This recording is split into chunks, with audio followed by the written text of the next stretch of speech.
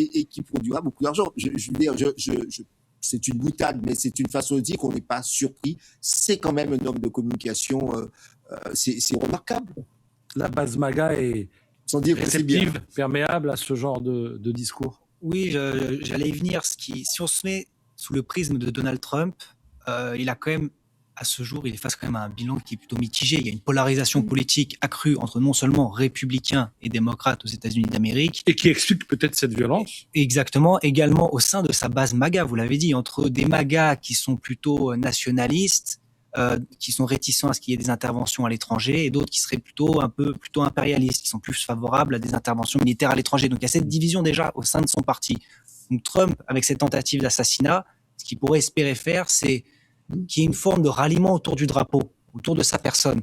Et ça, oui, en effet, à 6 mois des midterms, des élections de mi-mandat, ça pourrait lui être favorable, en tout cas dans le storytelling.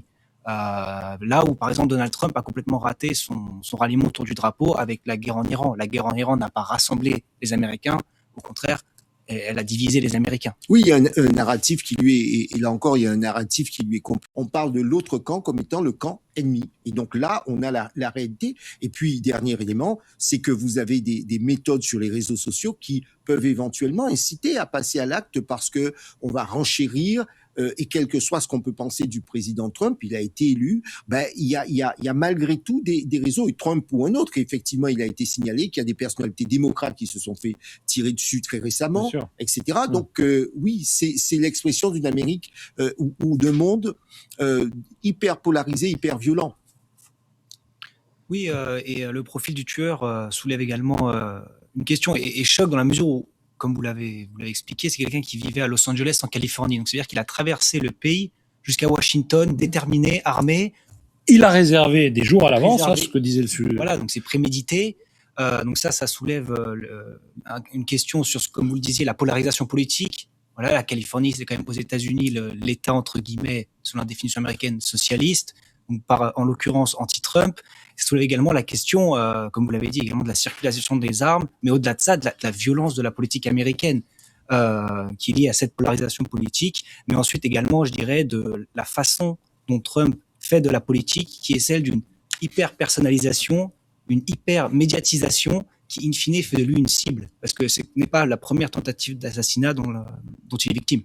Écoutons la procureure fédérale de Washington qui demande des prises de parole courtes si possible. Question très simple, est-ce que Donald Trump peut tirer profit de ce qui vient de se passer, notamment pour les élections de midterm qui arrivent d'ici le mois d'octobre, voire pour la guerre en Iran?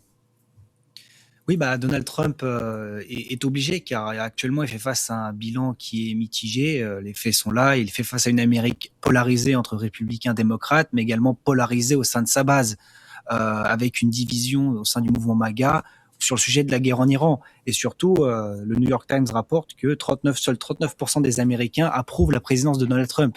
Donc ça, c'est la réalité à laquelle il fait face.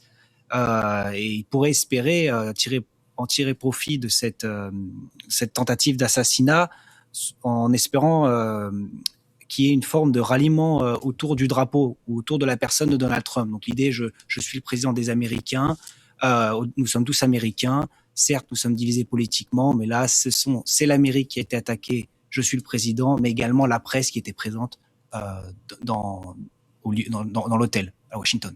Olivier Piton, lorsqu'il s'était fait tirer dessus et bien sûr Charlie Kirk, mais il y avait des attentats et des incidents très graves contre aussi des démocrates, le mari de Nancy Pelosi, la maison de Joe Shapiro. Malheureusement, la violence aux États-Unis, ça s'attaque aux deux côtés du paysage politique. Il essaye, Sean Skull, de construire une image d'insubmersible, presque christique. Oui, c'est en tout cas ce qu'on avait vu au lendemain de l'attentat en Pennsylvanie, à Butler, en juillet 2024. Trump s'était présenté comme une figure christique qui était une forme d'envoyé de Dieu sur Terre, qui devait sauver l'Amérique du déclin.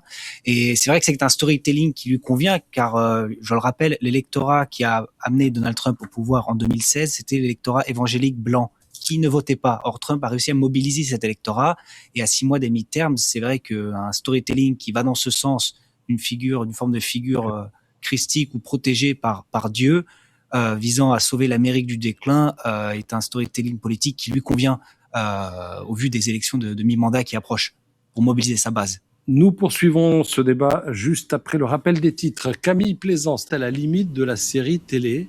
Il y a de l'humour, malgré tout.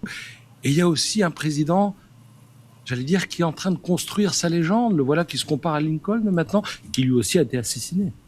En effet, là on peut voir en quelque sorte, c'est ce qui distingue Trump de ses prédécesseurs, dans le fait où c'est une forme d'animal politique ou animal médiatique qui s'est surfé sur les événements tragiques et qui est un président d'action. Mais au-delà de ces tentatives d'assassinat à l'encontre de Donald Trump, il y a une dimension symbolique avec cet événement. C'était notamment la première fois que Donald Trump s'y rendait. Il ne s'y était pas rendu à cet événement lors de son premier mandat. Et ensuite, il y a un deuxième point, c'est que cette tentative d'assassinat n'a pas que visé Donald Trump. Il y avait également la presse qui était présente. Donc il y a une dimension également symbolique, et Trump a surfé dessus lorsqu'il a réagi au sujet de cette tentative d'assassinat en disant c'était non seulement pas qu'une attaque envers ma personne, mais également envers la Constitution américaine, donc c'est-à-dire le président des États-Unis d'Amérique, mais également on pourrait imaginer qu'il faisait allusion à la présence de la presse et donc à ce premier amendement qui est free speech, donc la liberté de parole. Donc il y a une dimension symbolique qu'on peut voir également à cette tentative d'assassinat. Rina Bassis, que vous inspire la réaction quasi à chaud du président américain? Oui, il y a deux choses sur deux niveaux. D'abord, bien sûr, sur la violence aux États-Unis, et deuxièmement, l'échec phénoménal, c'est sûr, des agences